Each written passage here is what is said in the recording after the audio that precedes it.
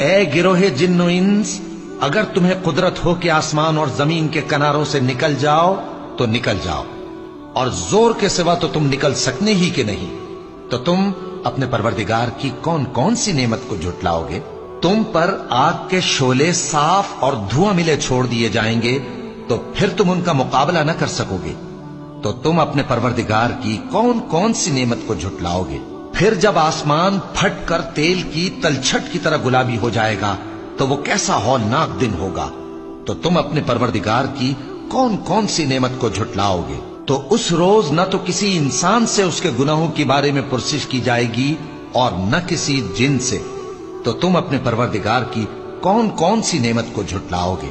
گناہگار اپنے چہرے ہی سے پہچان لیے جائیں گے تو پیشانی کے بالوں اور پاؤں سے پکڑ لیے جائیں گے، تو تم اپنے پروردگار کی کون کون سی نعمت کو جھٹلاؤ گے؟